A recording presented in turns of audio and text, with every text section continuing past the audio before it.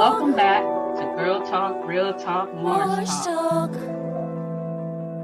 We're building when the girls are talking, Moorish talking, real talk, real talk. We're building when our Moors are talking, Moorish talk, real talk, real talk. We're building when the girls are talking, Moorish talking, real talk, real talk. We're building when our Moors are talking, Moorish talk, real talk, real talk. I want us to talk about it. At least that we can shout about it.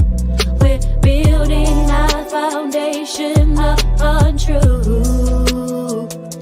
I'm faithful now to think about it. Communicate and speak about it. The gospel of salvation is good news. We're building when the girls are talking, Moorish talking, real talk, real talk.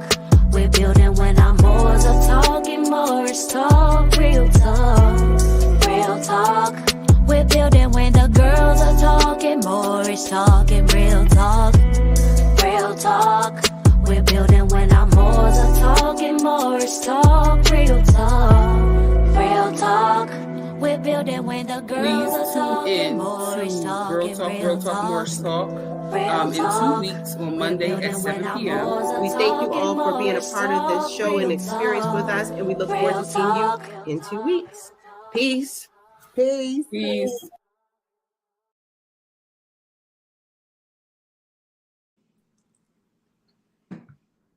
Islam. First, I give praise to Allah, the great God of the universe. I give honor to His holy and divine prophet, Prophet Noble Drew Ali. I give honor to all the past leaders of the Moorish People of America, Brother C. Kirkman Bay, Brother F. Nesson Bay, and Brother J. Blakely Bay. I give honor to our past Grand Sheikh and moderator, Brother R. Love Ill. I give honor to our present Grand Sheikh and moderator, Brother R. Jones Bay, and to his assistant, Brother A. Hopkins Bay. I give honor to everything that the Prophet brought for the uplifting of fallen humanity. I give honor to the viewers, to our media team, to my sisters on the panel, and to our beautiful guests. I am Sister Ann Greer Ill from Temple 71, Washington, D.C., and tonight's topic is the instability of man. Before I go any further, I would like to take a moment of silence for all of the Moors and all of who are all going through a difficult time right now. Just take a moment of silence and send some warm thoughts out for our loved ones.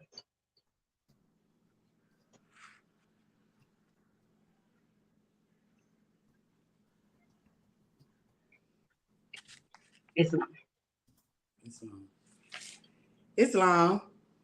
I like to rise and give praise. I rise giving praises to our Father God Allah, honors to our Prophet Noble Drew Ali. I give honors to all that the sister gave honors to. I give honor where the honors due. I give honors to each and every one of you. My name is Sister T. Britt Bay from Washington, D.C. Peace. Islam. My name is Sister A. Ravano Bay, and I give praise to the great God, our Father God Allah. I give honor to our Holy Prophet Noble Drew Ali.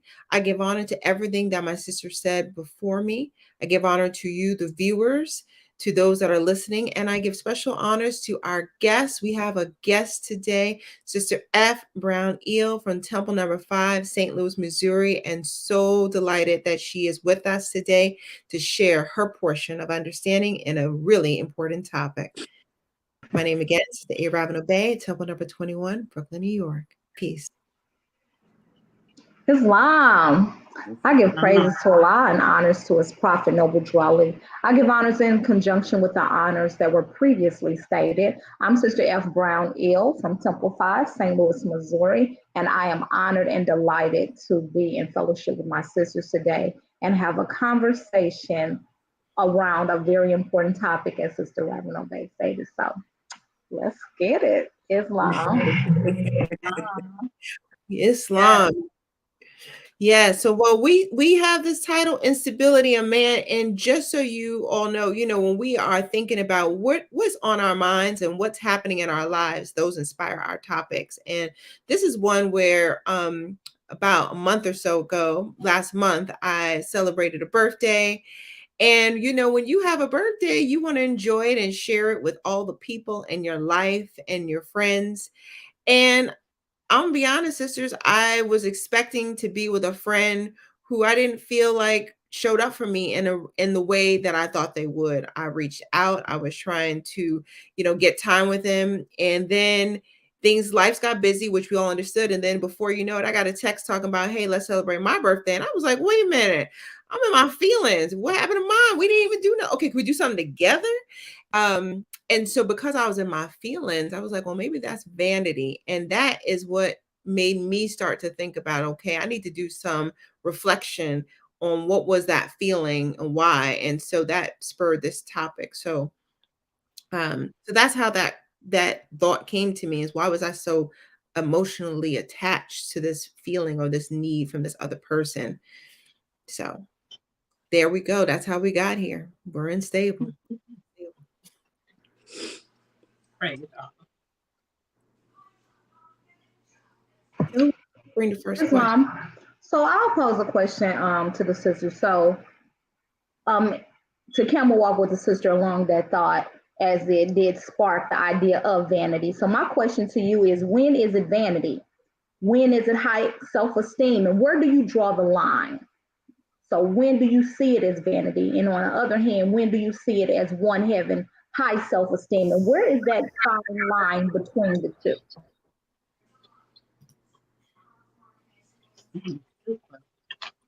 Islam, I go.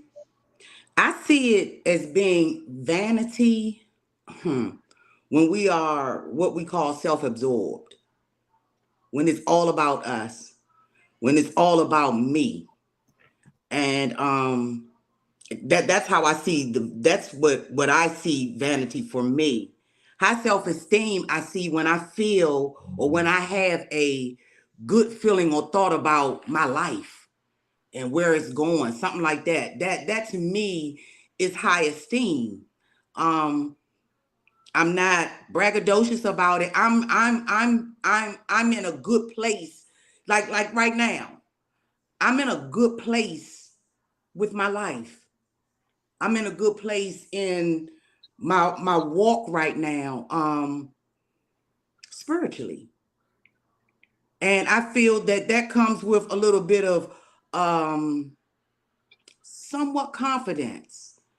Not just confidence. I feel strong about I feel strong and sincere about my walk and my life. And I just feel that it's just but I looked up the word high esteem. So I equate that with where I am today and where I draw the line. I've been giving that some thought. I guess just pretty much self-reflection consistently. Because it's easy to get in vain for me. All it takes is for me to have a little bit money more than normal. um, have on an outfit that I'm just feeling I'm a little extra. When I feel like my life is just really on point, and a lot of it be on a materialistic thing, I have to check that. I really have to pay attention to when things are just simply going well for me, because I know that I can get vain with that. And because of the fact that I've walked down that road of vanity before, and it was amazing that I found out. I never knew that I was a vain person until I came into this movement and we read these chapters, and I was like, oh my. Now I remember my mother saying it to me before, but I never saw it myself. And then when I look back, I can see it. But I think just withdrawing the line would be just me self-reflecting and pretty much just paying attention, to me. Just being in tune to me, because it don't take much for me for my head to get swollen. One too many compliments. I can, yeah. So and that's real talk for me. So I think it's just self-reflection and really just being in tune with me. Peace. I guess vanity for me is when I find myself, and I'm going to speak about me, doing too much of it. Trying to adore myself. That's what it speaks about. Just doing too much, being real extra. Um, and I guess confidence is just fine for me. Also, finally appreciating what I see when I look in the mirror, or appreciating the outcome of the interview, or appreciating the zeal to go to an interview, or appreciating or knowing that this dish that I'm about to make is made with love. And I'm confident that when I make it with love, it's going to come out good. Yeah. Peace. Peace. When I think about that question, when I was thinking about that situation, I was thinking that how dare I expect this person to prioritize me. And I thought that for me, that was like, well, maybe I'm taking too much pride in who I think I am to this person. So maybe that's how I think of the word vanity. Because when I think of the word vanity, I think of that you think it's excessive pride on oneself. And, the prophet says, the pure heart do not demand love in return. Mm-hmm. And so when I think of it, I was like, well, was I demanding love in return? And why was I doing that? If that's what they had to give me, that's what they had to give me. If they didn't have that, why was my expectation as such? And I think when she was asking the question around vanity and the line with confidence, I think it is interesting because you want to love yourself. When I think of when you're confident, is you see the gifts that Allah has bestowed you and you appreciate it. And for me, I'm appreciating it not because I have it, but Allah gave it to me. That's right. Sis. He gave me some things, and sometimes we don't even know what he's given us until other people tell you, that, oh, wow, you're a good listener, whatever it is. Like, I'm just being me, right? And then you realize, well, wait a minute, this is something. Now, then when I have, I'm like, okay, well, what am I really supposed to use it for? Why would Allah even give it to me? I think about people that are amazing cooks. That is such a gift that you can create something and give it, and it just shows love by the expression of it. And then it just comes so easy. People that sing, people that do art, it's like, Allah gave that to you, but what did he give it to you for? Because you've seen people that are vain around those things. They're like, well, I know mine is the best, and you can't tell me nothing. And and sometimes people put other people down. Well, hers ain't as good as my macaroni and cheese, ain't as good as hers, whatever. But the reality is, it's supposed to lift each other up in the process. That's it, sis. You hit that, because when someone, for instance, Sister Britt Bay was talking about the cake I made, I was happy that the Moors enjoyed it. That was that was enjoyment for me. I made it with love, and they tasted it. So that's what it is for me. When I can spread my gift, share my gift, and they love it. Mm-hmm. Sister Brownell, can you want to answer that question you threw at us? Islam. First of all, I would like to apologize for the technical difficulties. So when I thought about that question, some may be a little, may think that, may be hesitant to express high self-esteem because of the perception that may be that may come across as it being a form of vanity. But when I look at it, where do you draw the line? In my estimation, one who is vain is not teachable.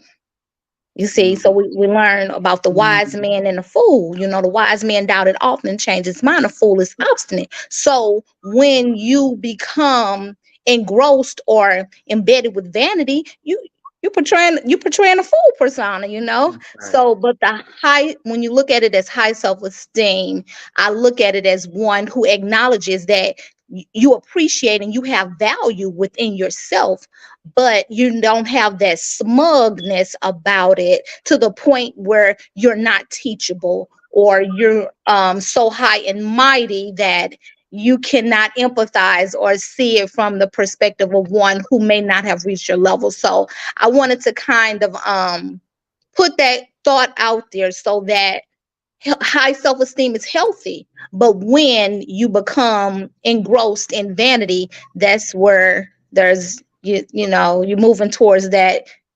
You think you know it all, or you have it all, and there is no Absolutely. humility or ability to teach or relearn or go through the school of thought. I hope that makes sense, but that's It where makes the line sense. of It questioning came does. from. It does. I like how you express that. It makes all the sense in the world. Mhm. Hmm. That vanity is something. I was just reflecting a little bit, and I recall at a certain point in my life when uh my life was at a point where I just was able to pretty much do a lot of the things that I wanted to do, whatever that was at that particular time, and I got so caught up in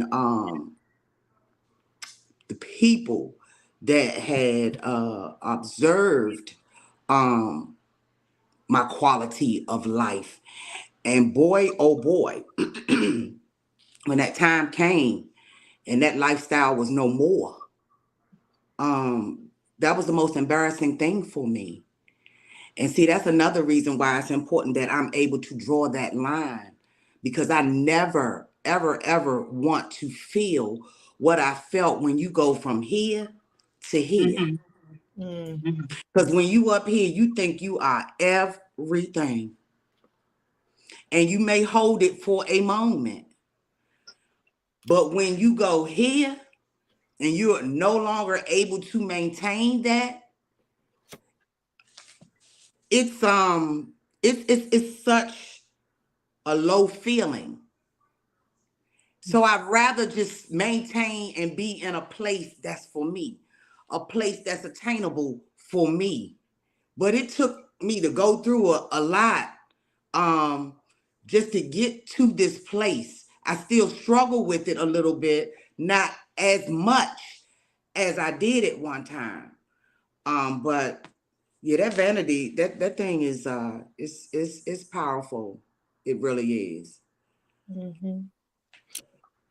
I'll just say this. I know we're about to go to the next question, but I had to pull and ask for some guidance in this Quran. And, in our holy instructions of unity, um, the pride of emptiness is an abomination. And to talk much is the foolishness of folly. Nevertheless, it is a part of wisdom to hear with patience their impertinence and to pity their absurdity. Yet be not puffed up in thy own conceit. When you're vain, there's a level of like conceit, what I mean? You see that. Yeah, And yeah, it says, neither boast of superior understanding. The clearest human knowledge is but blindness and folly. And then the prophet goes on to share, the wise man feeleth his imperfections. And the sister was just talking about that. When and is humbled, that Mm-hmm. you're not perfect. You know that you are still striving, and there are things that you need to work on.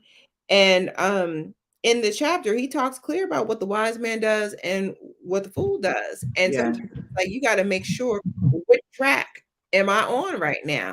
yeah, Because I can't assume when I'm always on one side. I mean, I know we love to believe maybe we are, but that's what the lessons or instructions are for, to say, okay, wait a minute, let me just double check here. Which side of the track am I on? And that wise, he's looking to make himself better. So when you brought that question, sister, thank you for that.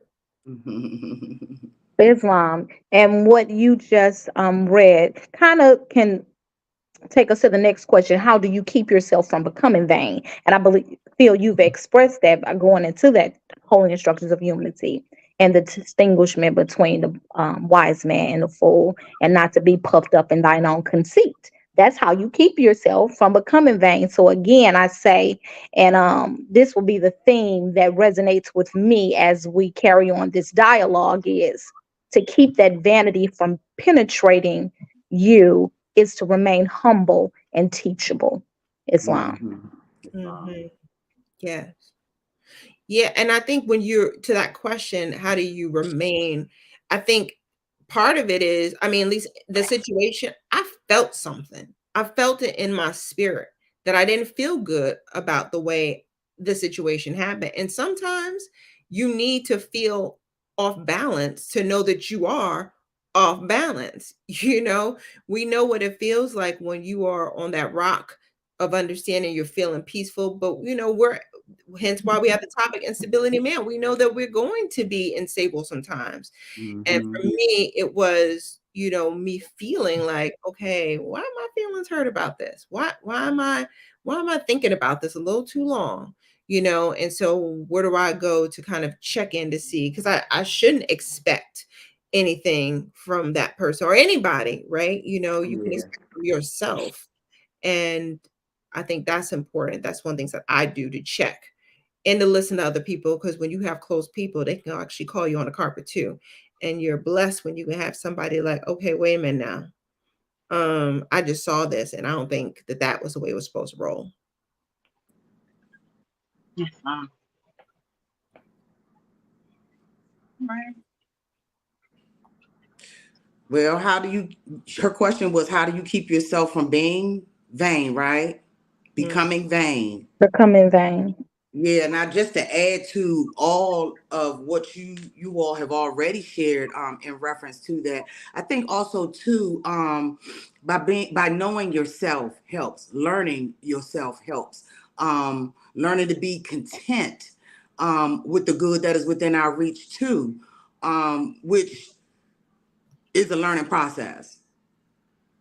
So I think that accepting who we are as we are and learning to love that person also helps keeping us from becoming vain. mm-hmm. I guess what will keep me from becoming vain or us from becoming vain is it talks about because when we're in the vain mode, we're puffed up about something, and in our Quran it says, rarely is it of our own doing. Whatever it is we puffed up about, everything we get, it comes from Allah, and that's who the glory should go to. Sure, be proud of Absolutely. yourself, right? Mm, Absolutely be proud of yourself for the will to do the things that you Yeah, set out to do. But the glory goes to Him. absolutely. that's right.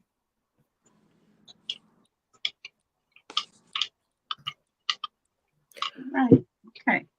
I'm gonna read one of Sister Hopkins Bay's questions, and one is are you or have you ever been envious of someone else? And I'm gonna say absolutely for me. I mean, think about it. Look at the type of world we live in. We live in a competitive, vain world. And before social media came, you know, I know for me, everything was still glitz and glamour.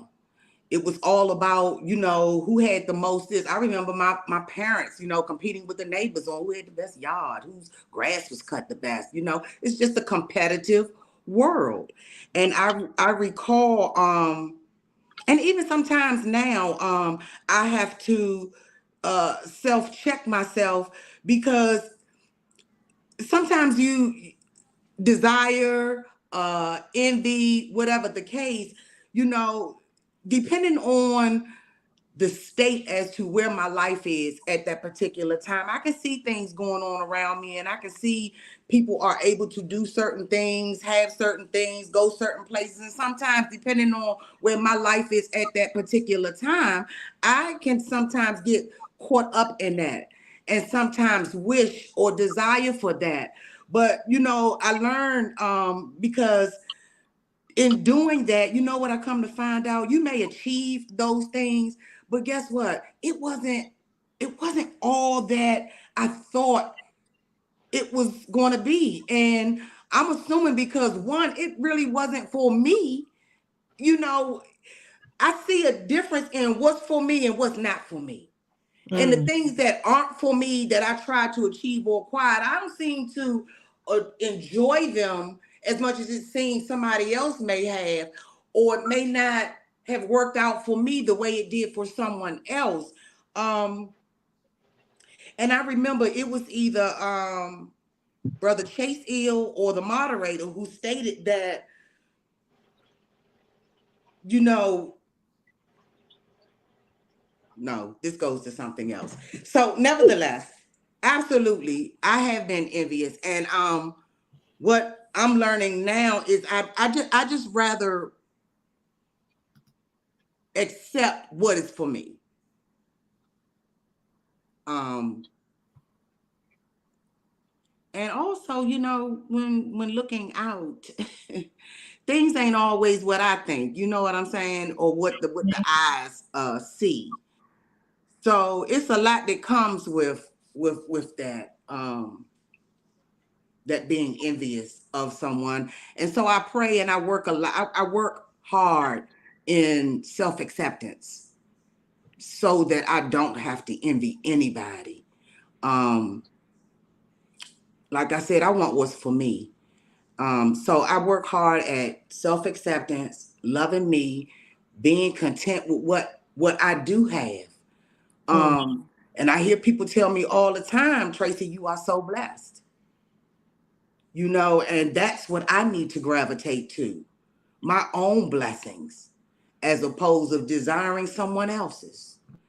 You know, what's for someone else is for someone else, and what's for Tracy is for Tracy.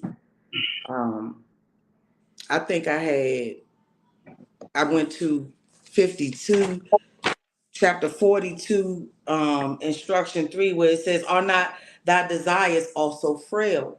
Or knowest thou even what it is thou wouldest wish? When thou hast obtained what most thou sought after, behold, it content thee not." Just as I spoke earlier, never. You know, it was never what I thought it would be. Peace. Peace. Islam.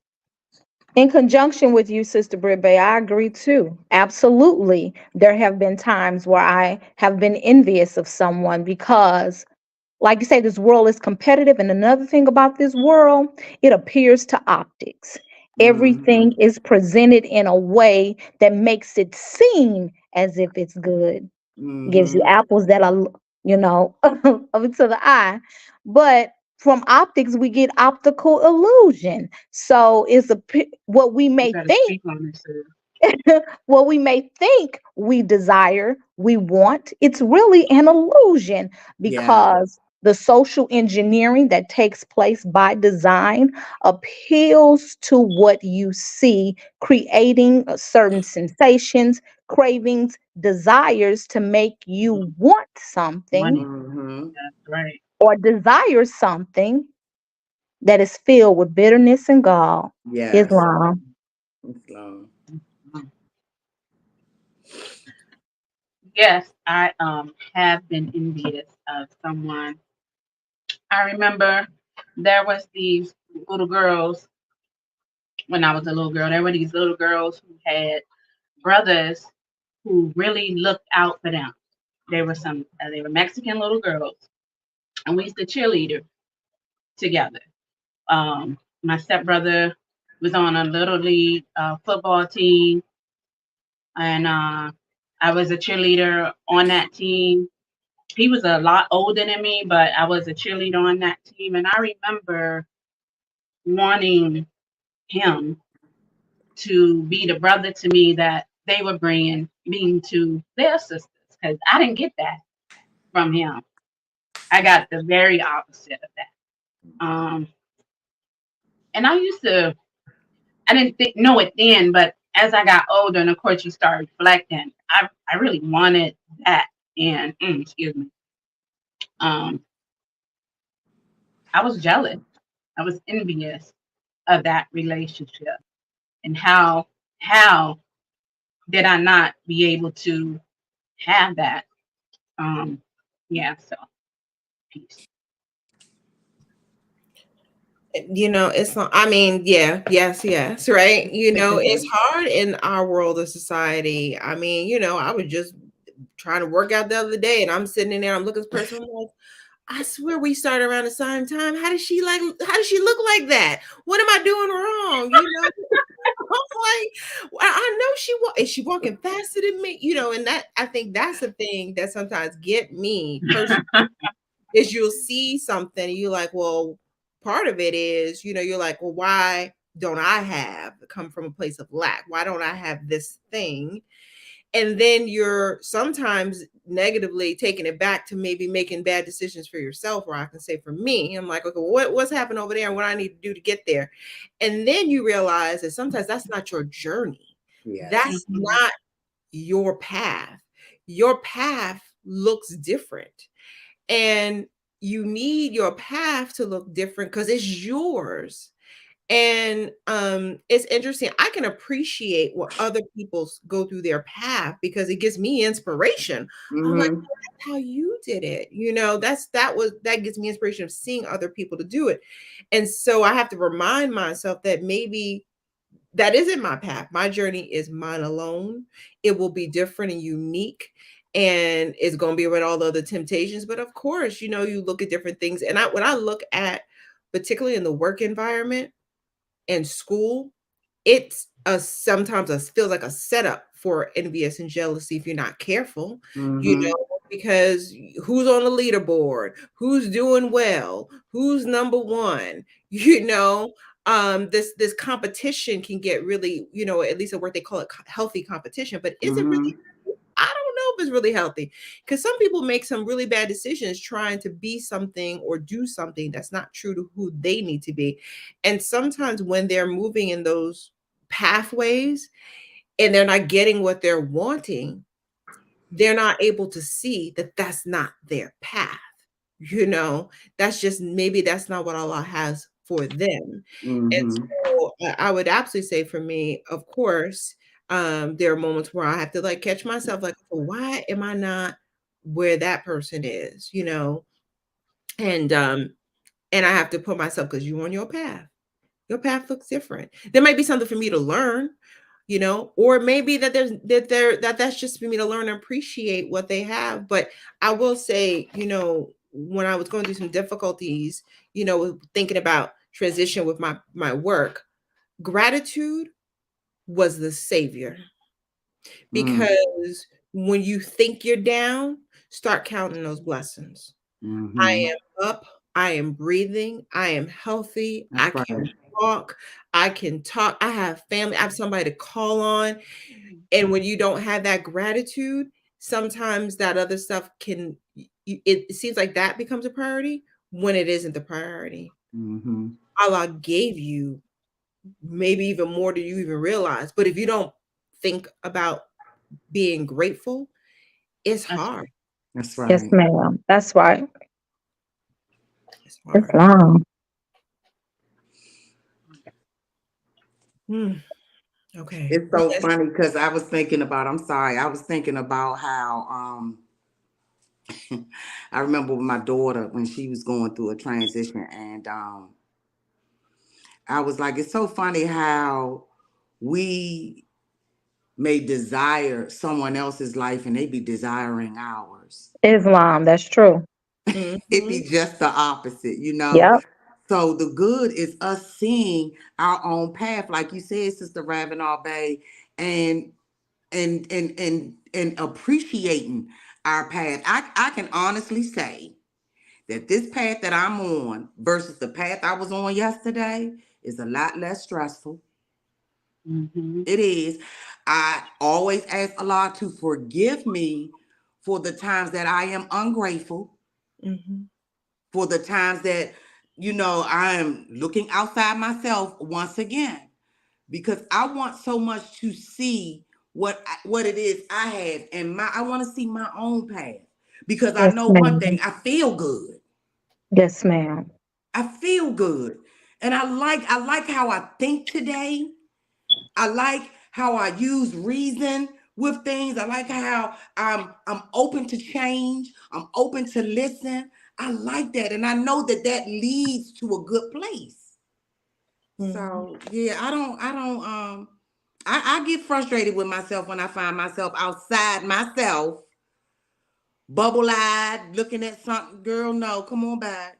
Yeah, right. And y'all was saying, somebody was saying, how we want things that, what someone else may have and go on trips like other folks go on trips and so on and so forth. But we don't know what they did to get those things that they have either. Absolutely. Yes. Absolutely. You never know anyone's story, The you inside know, I mean, what story. they Yes. present and to that's just you. the way that I think Mhm. because I have had a different, types of lifestyles throughout my life. And sometimes we do crazy things to get what we want. And it's not always, of the higher self. So Mhm. I have to be content with the goodness in my roots. Yes, I like nice things. Yes, I like to eat good. Yes, yes, yes. But praise Allah that I am really practicing being content with what I have because I could have none of it. That's right. I could have none of it. I look around here and I say, praise Allah. I did this. That's right. We did this, him and I. You right. See, I could just say this on this one topic too. I was thinking about when I was little, we all sisters be going through the hair journey. I'm gonna just bring it there. And I remember, I was little, my hair was relaxed. And there was this girl at school that had these beautiful curls. And I was like, oh man. And she was a fair complexion sister. So in my mind, I was like, oh, she has that because, she got some maybe else in the background and, made her curls to be. But I used to say, oh, she has some beautiful hair. You go, how many other years later when I made the decision to transition? And I remember when I made that decision and the hairdresser looked at me and she said, oh, I think you're going to really like your curls. And I was like, really? And then I saw what I already had. And it may not have been what she had, but Right. I was like, oh, Allah already gave me what I thought I wanted. And I'm over there, it was a little girl looking at this girl. And meanwhile, if I'd have just known who I was, know myself, I would see the blessing that Allah gave me. He blesses us with so many parts of ourselves that sometimes we don't even know what He's blessed us with. And so it was a small, I remember that moment because I came back and I was like, wow, that's a full circle for me, to go 20s and my 30s and I think it was my 40s and I finally had that experience to realize all the things you were chasing you already had. So mm, when you think about your life, it's like, what is the thing you're chasing or what is the thing you think you don't have? You actually might have it. I might not have that muscle that girl had, but you know what I got? I'm still able to get up and move. And some people can't do that. That's So what are right. you chasing? Yeah. So it brought me back to that gratitude. And the Yeah. prophet says you got to know thyself. If you don't know yourself, you don't even know what wonderful things that Allah has even given you. Mm-hmm. Don't know yourself. Gotta know yourself. Mm. okay. How does instability affect child development? Mm. We're just gonna go right into there.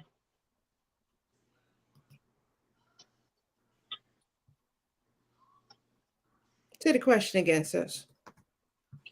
How does instability affect child development?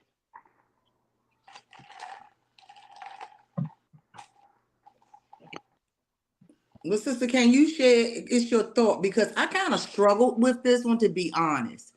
So maybe Okay. if I hear where your thought was. So sometimes our lives will take a left and our children will suffer from that. Especially Islam. Mm. So, Okay. Okay. Islam. And you know what? When the parent is unstable, if Mm-hmm. being in the field of education, I see that. So when the parental environment is unstable, those instabilities carry over to the children, They which do. can affect child development in many facets. Let's go with what we're struggling with here in our district, chronic absenteeism. So if you or a parent, you don't have that balance within the home, you don't have that structure and a routine that the children need, how can you get them to school so that they can get the foundational skills that they need to read and decode the English language, to learn the foundational skills they need mathematically, even their social emotional learning. So even in the early 90s we had a lot of parents who struggle with drug addiction, and you get those um children from the 90s who are maybe quote unquote, the drug addicted babies, etc. So when that parental home is unstable, Mhm. clearly I see those instabilities reflected in children as it relates to their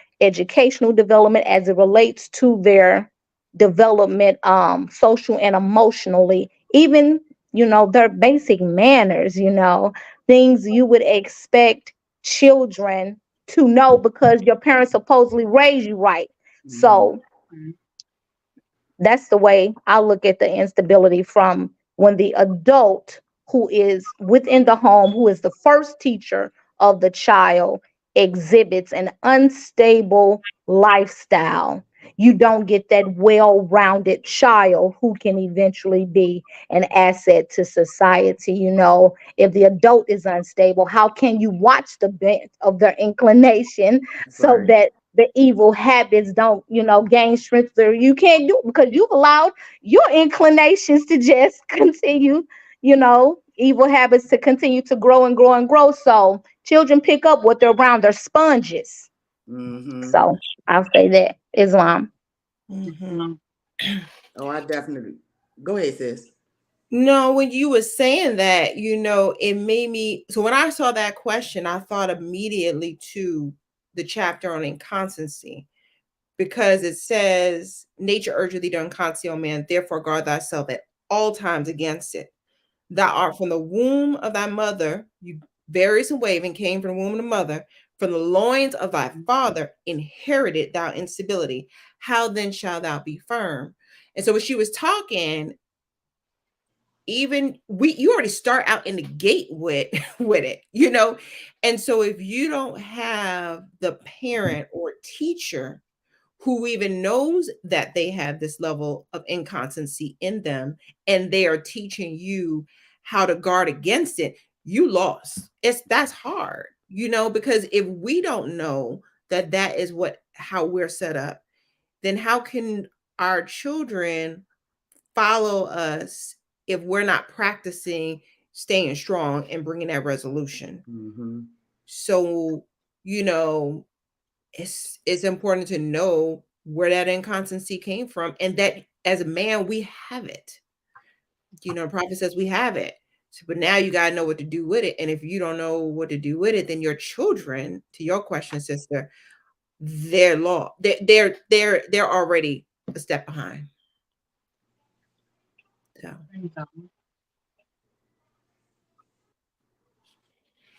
go ahead, sister Burp. I know you had a thought. And it went several places. And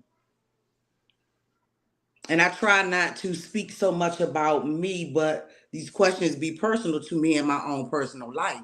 And I know no other way to respond than to respond reflecting on self. And I think about my own personal life with when my life at one point was unstable, and my children were young, but praise Allah for my parents, because my parents kicked in, and I noticed that a lot of families don't have that family support, or just a support system to help them with their children, single parents or what have you, or unstable households.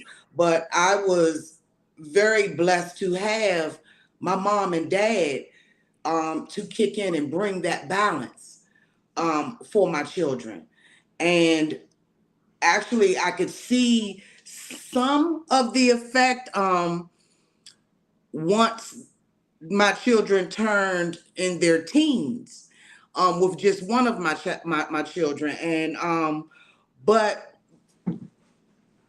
when I watch my children today, I have had moments where I sit and I think, or I say, okay, I went wrong here. I lacked there. I should have did more of this, that, and the third. Understanding what my life was then, very much unstable, but I was trying to learn how to get a balance. And because I feel and I believe that because my heart was sincere in trying to gain that balance during that time, like I said, my parents kicked in 100%. And so today, when I look at my children, um, and we just talked on our last show about us having those expectations of what we want our children to be when they grow up and this, that, and the third. And some of us, our kids didn't turn out quite the way we really anticipated them to turn out. But the greatest blessing in that is Allah is showing me with my children. He's showing me, one, how not to really focus on what it is they're not doing or where they aren't in life, but focus on who they are and how they are.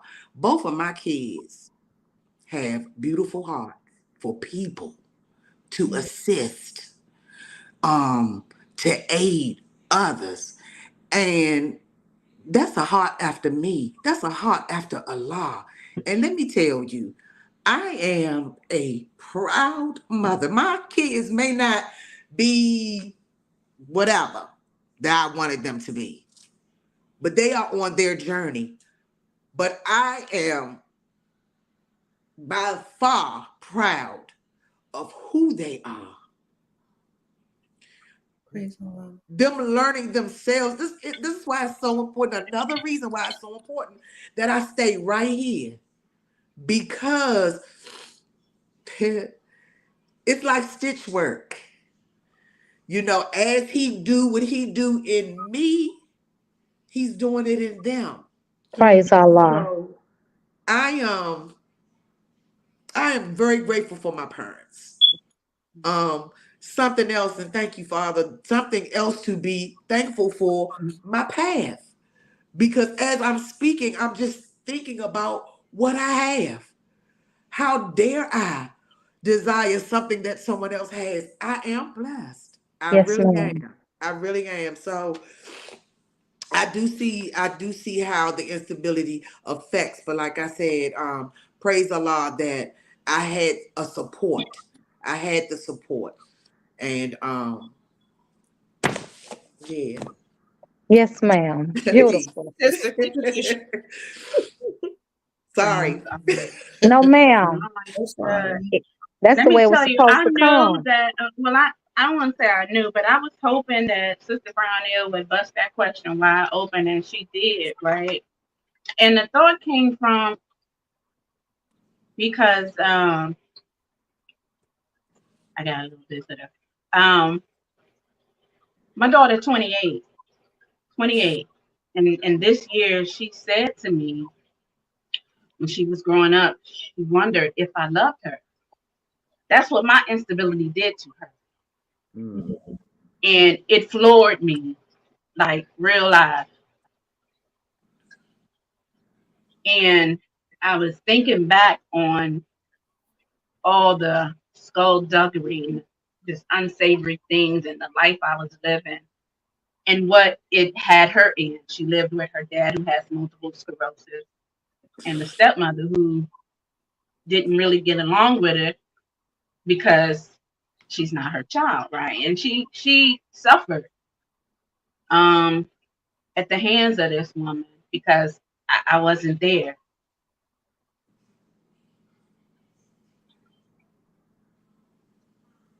So I asked her to, no, I apologized to her. I apologized to her um, for feeling that way or for leaving that feeling with her. And I expressed to her that, you, I hope you know that I do love you, so that's why I stay, I don't want my grandbaby to ever have to wonder if I love her. She gonna know because Mima's gonna be there. But that thing floored me, right? It really did. All these years that we have been back in each other's life, I had no idea she was holding on to those feelings. So thank you, Sister Brownell. Thank you for the question.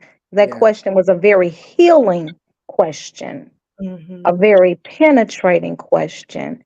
And that question needed to be asked because, like I say, we're struggling with the instability of the adults, which are which is expressing themselves in the youth.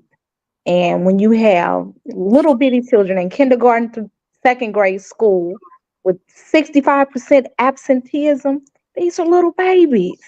So it's like, thank you for the question. Praise Allah Mhm. that He put it on your heart to ask that question, sister. And the other beautiful part about that, Sister Grill, is we are so blessed that we are able to have that conversation In a with safe our babies. space. And we have the opportunity to apologize and express to them that our intentions was good because they're our seed. Mhm. Of course we want the best, but we was not functioning quite well at that particular time. But I'm just grateful that I was able to have, because I too was addressed with a question from my daughter, because she felt some feelings too. But just the mere fact that we are able to have those conversations. We got kids out here today, parents aren't talking to them. They have no answers. They're getting no answers. They're having to go through life trying to figure it out. And just imagine them having to go through life and really believing that their parents don't love them. Mhm. So yeah, I'm just I'm grateful for the grateful. prophet. I'm grateful for Yeah. the prophet.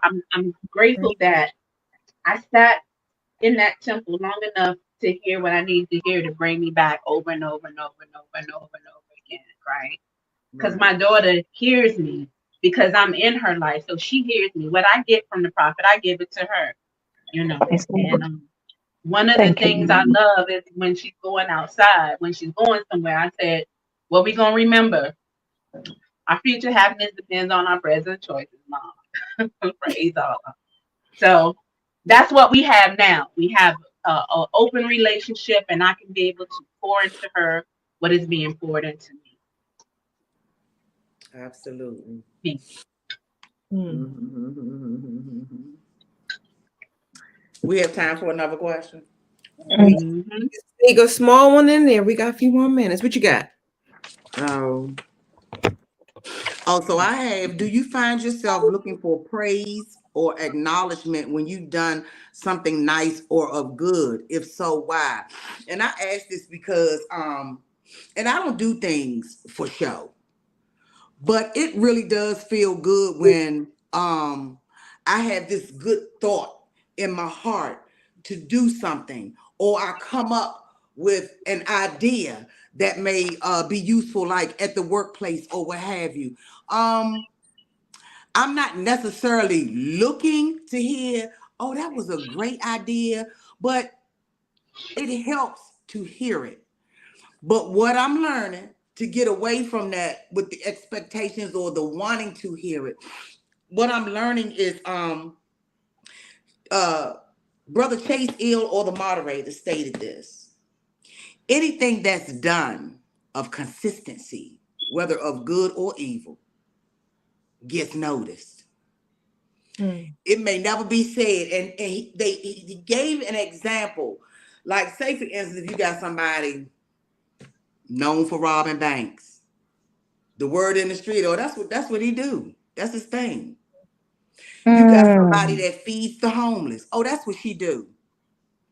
Mhm. You personally may never ever hear it, but the consistency of what we do out here through our act, will, and deeds, word and deeds, it gets noticed. So what I'm learning, what I'm trying to learn is that good feeling, Tracy, that you have when you have that thought to do something for someone. Ride on that feeling. Bask in that feeling. Because it's the joy that you feel that matters. Mhm. Don't worry about what it does or how it looks or how it affects them. You bask in how good it makes you feel that you're doing this. Um, and what I had to support that was on what is it, chapter 40. And sorry, because I don't know my instructions by heart. So in That's chapter okay. 40, instruction That's 11, okay. it says, "Do well while thou live, but regard not what is said of it. Content thyself with deserving praise, Mm-hmm. and thy posterity, thy children, thy children's children shall rejoice in hearing it." And that instruction blessed me. It really did. Because sometimes I find myself, I get caught up when I may fix a special meal for my partner. And I was so excited about fixing it, and I paid attention to cooking. So, and then it tastes good, all the seasonings is in there, and I'm waiting for him to say, "Oh, this is really good," but I might not get that. And then when I ask, "Oh, it's all right. It's all right." So it's definitely important for me, Tracy, when I have that good feeling to produce something or to do something. Hey, ride in that good feeling, ride in that joy, because it's for me, That's you long. know. So yeah, that's it. Peace. When I was younger, of course, before you get to a certain level of maturity, you do something you feel good about. You kind of expect you want people to give you your praise, give you your acknowledgement, give you your shout outs. But as I am growing and really starting to digest the teachings, I don't even expect it. I want to do good because I know that I am being of benefit to mankind, whoever, whether it be my family, whether it be at work, the temple, etc. I don't need the acknowledgement. I don't need, because knowing that I'm doing what needs to be done because it needs to be done for the benefit of all. That That's is all right. that I need. If it's pleasing to Allah, that's all that matters. So if you give me praise and acknowledgement, praise Allah. Thank you for it. But as I'm, growing and more, I'm like, Yes. you know, it's all Yeah. good. I'm going to Yeah. do what needs to be done in spite of, because those who are not spiritually mature and may even have an envious spirit towards you, they Mhm. may not give you acknowledgement just because that's where they are in their experience and they're still growing. So say the public is unstable and ungrateful. They may not, You're That's right. just right. because Right. that's where they are, you know. And so I don't want to get intertwined with someone else's lower self looking for praises and acknowledgement for That's right. something that just needs to be done because it needs to be done for the benefit, for the uplifting of all of those Yes, within mom. your environment. With that, I say peace. Hmm. I'll quickly say, when you ask that question, do you find I definitely used to sometimes feel like I'm doing something because my expression of love is in acts of service. When I'm doing Hmm. something, that's actually my love language. I'm doing it because I'm expressing love. And it's Yeah. funny, it would only be with the people that are real, real close, right? So, the people like my husband, I'm like, I did all this, every people was a little different, but I had different It's expectations. mine. But I started to think a lot about that because I started to realize, am I acknowledging him in his good as much as I'm expecting him to acknowledge me? Because sometimes when I'm looking for something, if I give it, it comes right to me. And so there was a moment I was like, wait a minute, but do I say thank you enough when he do stuff for me? Am I, do a little reflection Mhm. here? And Mhm. Allah works his ways, because when I started to think about it and start to do that, I realized I don't sometimes, because that's not my love language, is always saying it. My love language is doing it. But actually his love language is he want to hear you're doing a good job. You know what I mean? But me, I'm just doing. So sometimes what I've learned is that when I think I'm looking for it or I'm needing it, maybe I'm not doing enough of it myself.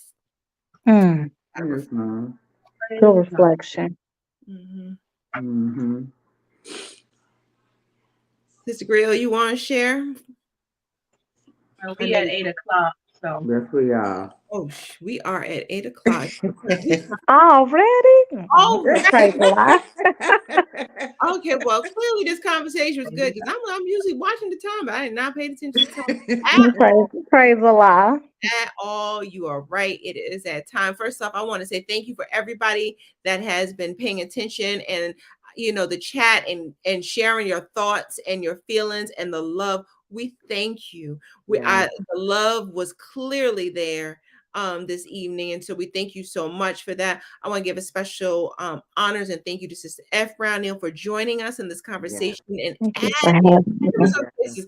adding all of her thoughts and her questions to this wonderful dialogue that we were having. And so thank you for that. We want to send a love out to our dear sister Hopkins Bay, who, life gets busy and she had to get busy with life. That's But right. we sending you love. Hopefully you're not working too hard, sis. Again, a special prayer if you can this evening for all those that are going through difficult times and are healing through their journey. Please take a moment and pray for them. And again, Friday night, we have our Holy Day meeting, 7:30 p.m. Eastern Time. Sunday, 2 p.m. Eastern Time, we have our Sunday school. And usually on Wednesdays, we have Sakara Sacred Healing. But check out for their flyer that'll be on our Facebook page to find out their next upcoming show, as well as Rumor Control. If you follow the Facebook page, you'll know where everything is and you'll know where to find everybody. Because in 2 weeks, you come back, you'll find Girl Talk, Real Talk, Moorish Talk. Right. And with that, I'm going to say thank you all and peace. Peace. Peace. peace.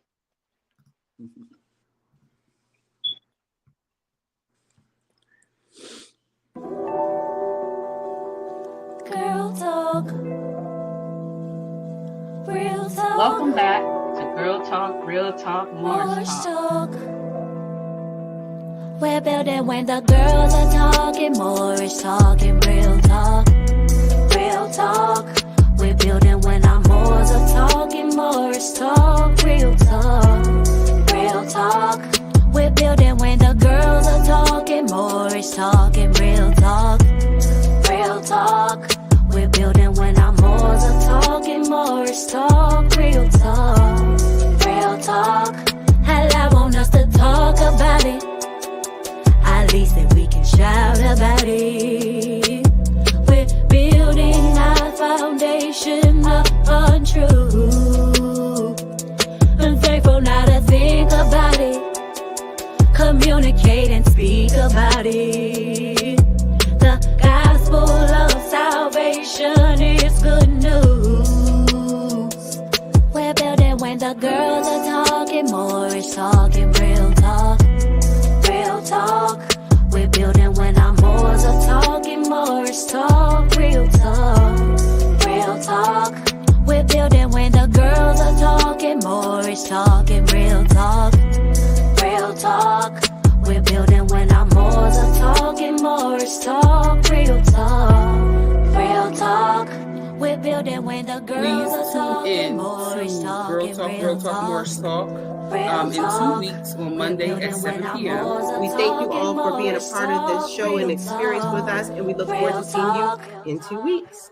Peace. Peace. Peace.